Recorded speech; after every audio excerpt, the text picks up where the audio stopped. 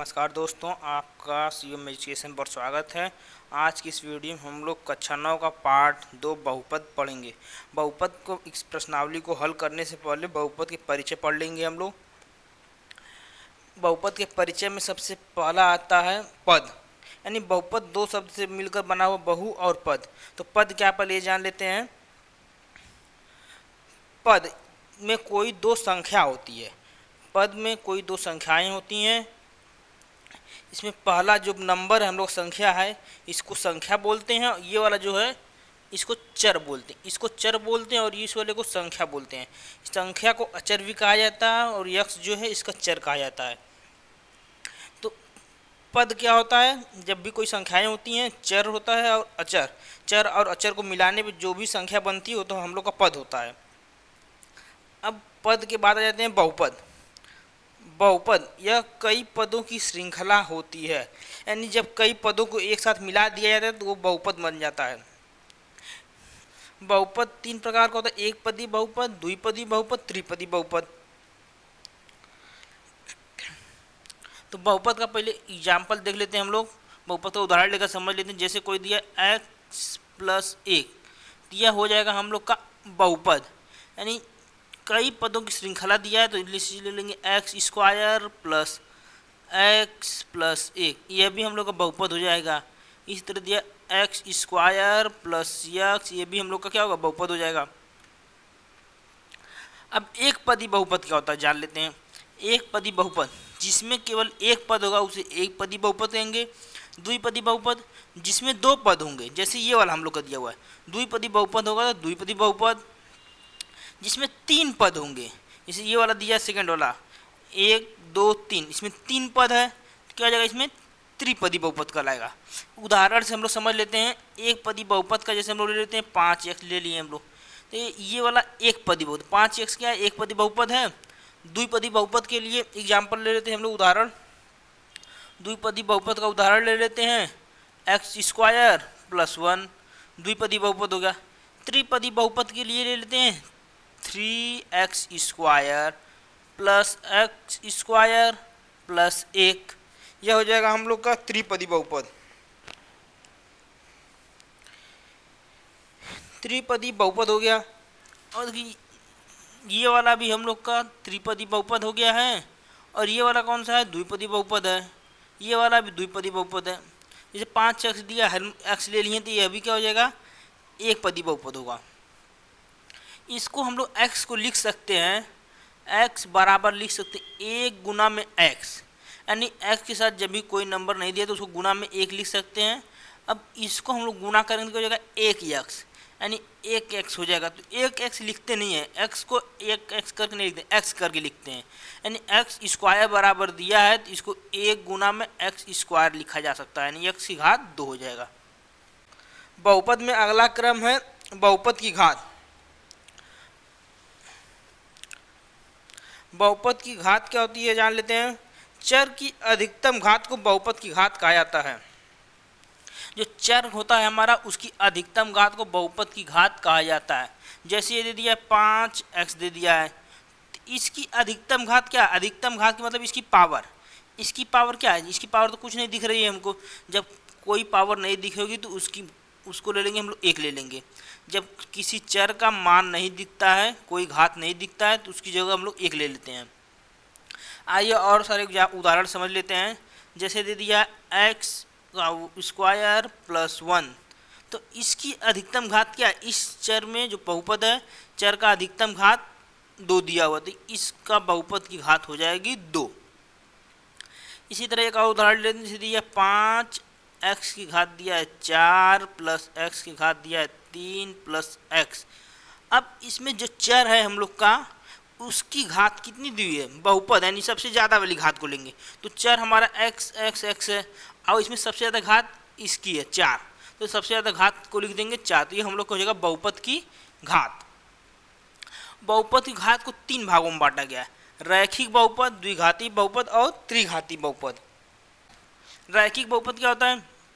ऐसे बहुपद जिनकी घात केवल 1 हो उससे रैखिक बहुपद कहते हैं। जैसे हम लोग हो जाएगा x, इसकी घात 1 है, हो जाएगा 2x हो जाएगा, इसकी भी घात एक। तो हम लोग का इस टाइप का जब भी दिखेगा तो हो जाएगा रैखिक बहुपद।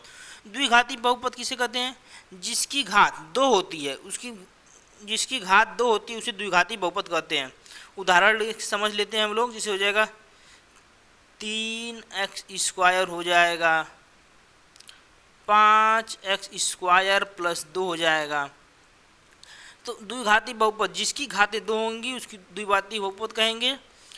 और त्रिघाती बहुपद इसके नाम से भी आप लोग जान जाएंगे, जिसकी घात 3 होती है उसे त्रिघाती बहुपद कहते हैं। उदाहरण लेकर समझ लेते हैं।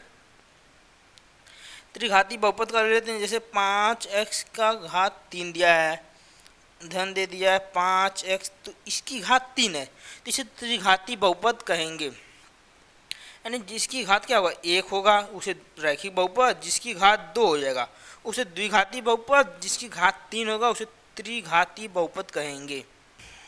इसी के क्रम में अगला है हमारा, देख लेते हैं अगले पेज पे क्या है। बहुपद के शून्यक। बहुपद के शून्यक क्या होते हैं देख लेते हैं हम लोग। बहुपद में चर का ऐसा मान जो बहुपद को शून्य के बराबर कर दे, बहुपद का शून्यक कहलाता है। यानी चर का ऐसा मान जो बहुपद को शून्य के बराबर कर दे उसे बहुपद का शून्यक कहते हैं। उदाहरण देकर समझ लेते हैं। जैसे हम लोग कोई उदाहरण ले लेते हैं 5x, ठीक, तो ये बहुपद हो गया हम लोग का। अब इसका मान शून्य हो जाए, यानी x की वैल्यू यानी x का मान जो कुछ भी रखें उसको रखने पे इतना बराबर शून्य आ जाए तो क्या आ जाएगा बहुपद का शून्यक। इस चर का मान जो भी आएगा वही हो जाएगा बहुपद का शून्यक। तो हम लोग को पता है बहुपद की घात दिया रैखिक बहुपद किसी का, जिसकी घात 1 होती है उसे रैखिक बहुपद कहते हैं, जिसकी घात 2 होती है उसे द्विघाती बहुपद कहते हैं, जिसकी घात 3 होती है उसे त्रिघाती बहुपद कहते हैं। तो इसका एक और उदाहरण लेके समझ लेते हैं। बहुपद के शून्यक में रैखिक बहुपद के शून्यक लेकर समझ लेते हैं। रैखिक में उदाहरण ले लेते हैं हम लोग, जैसे ले लिया है हम लोगों ने 5x + 2 = 0। अब यहाँ से हमको इसका मान निकालना है, यानी चर का मान निकालना। चर x है तो x का मान जो भी निकालेंगे वही हो जाएगा बहुपद के शून्यक। तो इस समीकरण बन गया, इसको हल कर लेते हैं। इसको हम लोग लिख सकते हैं px बराबर हो जाएगा 5x + 2 बराबर में कुछ नहीं हो जाएगा यहाँ पे, सॉरी। अब x बराबर हमको क्या मिल रहा है देख लेते हैं। x बराबर इसको हल कर लेते हैं, बराबर ले लेंगे हम लोग, हो जाएगा हम लोग का दिया है 0। इसको हल कर लेंगे तो हो जाएगा हम लोग का 5x बराबर 2 को इस साइड भेजेंगे तो हो जाएगा -2। अब -2 हो गया है। अब -2 के बाद हमको चर का मान निकालना, तो चर को छोड़ के 5 को गुणा में है तो इसको क्या करते हैं भाग में चला जाएगा, तो -2/5 -2/5 मिलेगा हमको। चर का मान मिल गया -2/5। तो यह हो जाएगा बहुपद का शून्यक। हम लोग को परिभाषा में कहा गया तो बहुपद के चर का ऐसा मान जो शून्य के बराबर कर दे, यानी बहुपद के चर जो चर है x है इसका ऐसा मान जो इस बहुपद को शून्य के बराबर कर दे। तो वही x बराबर हम लोग -2/5 -2/5 हम लोग को चर का ऐसा मान मिल गया जो इस बहुपद को शून्य कर देगा। आइए इसका चेक कर लेते हैं शून्य कर रहा है कि नहीं। तो इसको चेक करने के लिए हम लोग ले लेते हैं px बराबर हो जाएगा 5x + 2। अब x बराबर हमको मिला -2/5, तो -2/5 हम लोग रख लेते हैं। p बराबर p की जगह क्या जाएगा -2/5 बराबर -5 ये देखिए x गुना में है तो x का मान हमको मिला -2/5। तो यहाँ पर रख लेते हैं हम लोग -2/5 रख लेते हैं, ये -2 है। अब बराबर इसको हल कर दे, इस 5 से ये 5 कैंसिल हो जाएगा, कट जाएगा। अब बचा हम लोग को -2 अब ये वाला हो जाएगा 0, यानी अब इस बहुपद का मान 0 मिल गया, यानी यह क्या है बहुपद का शून्यक सही हम लोग का मान हो जाएगा। उत्तर सही निकल गया है, चेक करने पर भी बहुपद का मान शून्य हो गया है, यानी चर का -2/5 जो निकला है वो बहुपद का शून्यक है। अब अगला है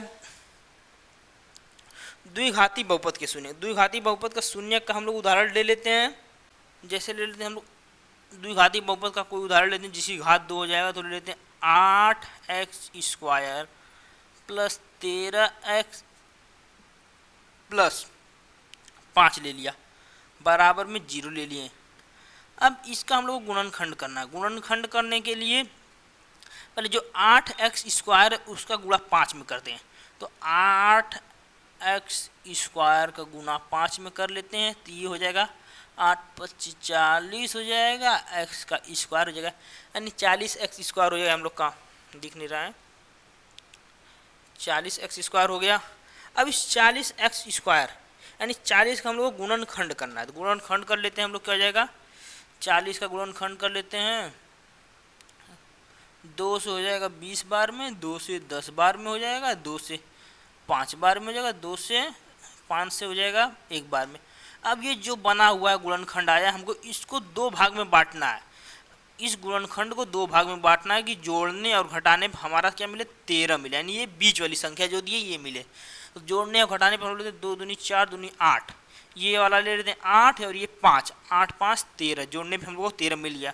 तो अब इसको लिखेंगे, ये वाली जो पहली संख्या दी हुई है इसको 8x² उसी तरह उतार लेंगे। अब हम लोग को जो मिला है 8 और क्या मिला है, ये 8 मिला और ये 5, 8 और 5 यहाँ पर लिख लेते हैं। तो धन 8 और ये x है तो x, इसको 2 पार्ट में डिवाइड कर सकते हैं, बांट सकते हैं। 8 और 5 2 भाग में मैंने इसको बांट दिया, 13 को 8 और 5 भाग में बांट दिया, प्लस धन इसको जैसा लिखा उसी तरह 5 लिख के बराबर में 0 लिख देते हैं। अब देखिए ये जो पहली 2 संख्या हैं इसका जोड़ा बना लेते हैं हम लोग। पहली 2 संख्या जो इसका जोड़ा बना लेते हैं, पीछे से जो 2 संख्या है उनका भी जोड़ा बना लेते हैं। अब इन दोनों में जो उभयनिष्ठ है, उभयनिष्ठ मतलब जो कॉमन जो दोनों में मिल रहा है, तो दोनों में जो संख्याएं मिल रही हैं वो 8 है। 8 देखिए इसमें भी है और 8 इसमें भी है, तो 8 लिख लिया। अब देखिए x भी मिल रहा है इसमें भी x है, इसमें भी x है, तो x निकाल लिया। अब ब्रैकेट लगा के जो भी संख्याएं बचेगी उसको लिख देते हैं। यहाँ पे से 8 बाहर निकल गया, x बाहर निकल गया, तो बचा 1 x बच गया, यानी हम लोग का x बच गया। प्लस अब यहाँ पे तो दोनों संख्याएं बाहर निकली तो कुछ नहीं बचा, जब दोनों संख्याएं बाहर निकली कुछ नहीं बचता तो उसके स्थान पर हम लोग 1 लिख लेते हैं। अब धन है, अब इसमें से देखिए 5 कॉमन मिल रहा है हम लोग को, 5 उभयनिष्ठ हो गया। यहाँ पे बच गया x प्लस यहाँ पे कुछ नहीं बचा तो लिख लेंगे 1 बराबर में 0। अब हम लोग का मान मिल जाएगा x प्लस 1, एक ब्रैकेट में हो जाएगा 8x प्लस 5, एक ब्रैकेट में हो जाएगा बराबर में 0। इसको हम लोग लिख सकते हैं x धन 1 बराबर 0 और 8x प्लस 5 बराबर में 0। अब इस वाले को हल कर लेंगे तो x बराबर मिल जाएगा -1, यानी x को उस साइड भेज दिए तो -1 हो जाएगा। अब इसको हल कर लेते हैं, 8x बराबर हो जाएगा 5 को इस साइड भेज दिए तो -5 हो जाएगा और x बराबर हो जाएगा -5 बटे में 8, यानी x का हमको 2 मान मिल गया। एक मिल गया x बराबर -1 मिल गया और एक मिल गया x बराबर -5 बटे में 8। अब इसको भी हम लोग चेक कर लेते हैं, ये हम लोग का मान जो आया वो सही आया है कि नहीं, इसको जांच लेते हैं। तो जो ये दिया हुआ है इसको हम लोग लिख सकते हैं px बराबर हो जाएगा 8x² प्लस 13x प्लस 5। अब x बराबर हम लोग को 1 मिल गया, एक ठू मिल गया -5 बटे 8, तो x बराबर -1 ले लेते हैं 8 और x की जगह रख लेंगे हम लोग -1 का वर्ग है, 1 का वर्ग कर लेंगे, धन 13 है गुना में हो जाएगा -1 हो जाएगा, धन 5 है। अब इसका गुना कर लेते हैं तो 8, यानी जब -1 का वर्ग करेंगे -1 गुना -1 करेंगे तो हो जाएगा हम लोग का धन 1 हो जाएगा। तो धन 1 का जब गुणा 8 में करेंगे तो 8 हो जाएगा, धन ये माइनस है ये प्लस है तो ये धन होगा, सॉरी हो जाएगा -13 हो जाएगा प्लस 5। अब देखिए 8 5 13, हम लोग 8 5 13 -13 बराबर हो गया 0, यानी जो हम लोग का ये उत्तर निकला x बराबर -1 इस बहुपद का शून्यक है। तो ये देखिए हम लोग का उत्तर 0 भी आ गया है, वो बहुपद का शून्यक है, यानी ये हम लोग का सही है। इसी तरह आप लोग x बराबर -5 बटे 8 भी जब रखेंगे तब भी उसका उत्तर जो आएगा 0 आएगा। आप लोग उसको रख करके हल करके देख लीजिएगा उत्तर जीरो आया है कि नहीं। वैसे जीरो उत्तर आ जाएगा, क्योंकि जब एक मान उत्तर हम लोग को जीरो ला दिया दूसरा वाला भी उत्तर जीरो आ जाएगा इसका। अब अगला क्रम है इसी में बहुपद का मान। बहुपद का मान कैसे ज्ञात करेंगे ये देख लेते हैं। बहुपद का मान ज्ञात करने के लिए हमको कोई बहुपद चाहिए, तो बहुपद ले लेते हैं हम लोग।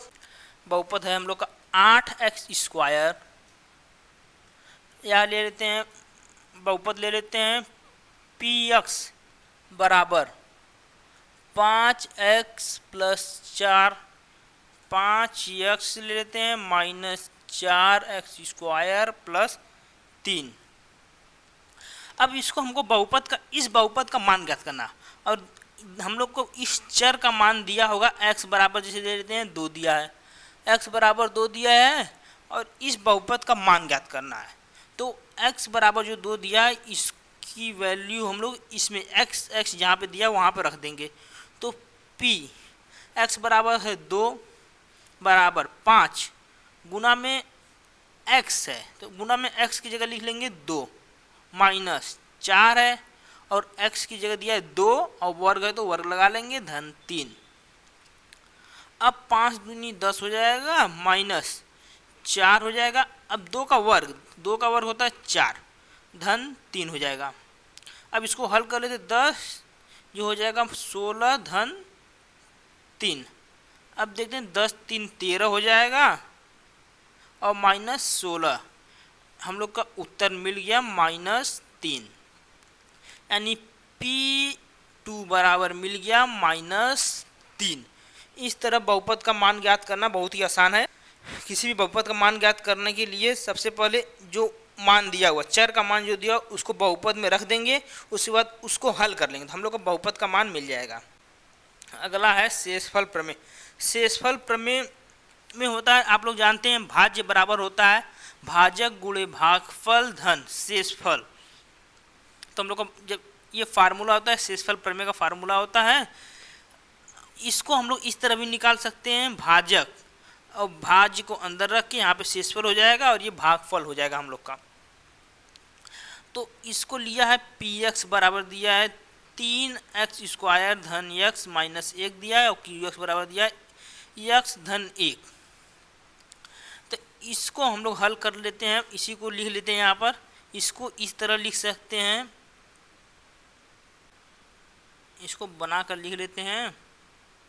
यहाँ पे लिख लेंगे x धन 1, यहाँ पे अंदर लिख लेते हैं 3x² धन x माइनस 1। अब हमको ये इसमें गुना करना, इस तरह का जब भी भाग करना होता है बहुपद का भाग करने के लिए हमको पहली संख्या जो दी हुई है उसको इतना गुना कर दे कि इसकी पहली संख्या के बराबर आ जाए, 3x² के बराबर आ जाए इसमें गुना करने पर। तो ये x है, हमको चाहिए 3 चाहिए और यहाँ पे 2 x है तो यहाँ पे 1 x है, तो हमको चाहिए x, यानी 3x का जब भी गुना करेंगे इसमें तो हो जाएगा 3x² मिल जाएगा। तो इसका इसमें गुना कर लेते हैं, तो 3x का गुना जब भी करेंगे इसमें 3x का करेंगे तो x², अब फिर 3 का इसमें कर लेते हैं 1 में, तो 3 का x का 1 में करेंगे तो 3x हो जाएगा, तो धन 3x। अब घटाते हैं, इसमें से इसको घटाएंगे तो इसकी साइन चेंज करें, धन रहेगा तो ऋण कर लेंगे, ऋण रहेगा तो धन कर लेते हैं, यानी प्लस है तो माइनस कर लेते हैं, यहाँ पे प्लस है तो माइनस कर देते हैं। अब घटा लेते हैं, जब भी घटाएंगे तो पहली वाली संख्या हमेशा घटा के 0 कर देते हैं, यानी कट कर देते हैं, यानी इस वाले को पहला वाला जब भी घटाएंगे तो 0 कर लेते हैं। अब इसको कर लेते हैं, माइनस में 3x है और प्लस x है, तो माइनस का आ जाएगा 2x हो जाएगा हम लोग का। अब बचा है -1, उतार लिया -1 हमने। अब फिर गुना करते इसमें कि ये पहली वाली संख्या पूरा हम लोग का ख़त्म हो जाए। तो पहला है हम लोग को माइनस दिया तो यहाँ पर माइनस लगा लेते हैं। अब इसके बाद x है तो x पहले से दिया हुआ है, 2 चाहिए हमको तो 2 का गुना कर लेते हैं, तो हो जाएगा 2 का गुना x में करेंगे तो -2x आ जाएगा, फिर 2 का गुना 1 में करेंगे तो -2 हो जाएगा। तो ये हम लोग का प्लस हो जाएगा और ये माइनस है तो प्लस हो जाएगा, यानी पहली वाली संख्या कट गई पूरा और यहाँ पे हो जाएगा 1। हम लोग का शेषफल बच गया 1, ये हो जाएगा शेषफल।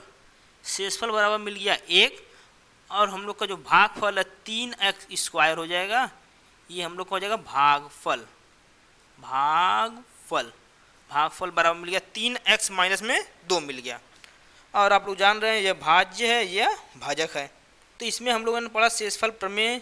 शेषफल प्रमेय में भाग करना सीख लिया हम लोगों ने, भाग करना सीख लिया है, कैसे बहुपद का भाग करते हैं। और भाज्य ज्ञात करना हो तो भाजक दिया हो, भागफल दिया हो, शेषफल दिया हो, तो भाज्य ज्ञात करने के लिए हम लोग शेषफल प्रमेय वाली फार्मूला को यूज करके भाज्य निकाल लेंगे। यह कुछ सूत्र हैं जिनको हमने लिख दिया है, आप लोग इसका स्क्रीनशॉट ले सकते हैं।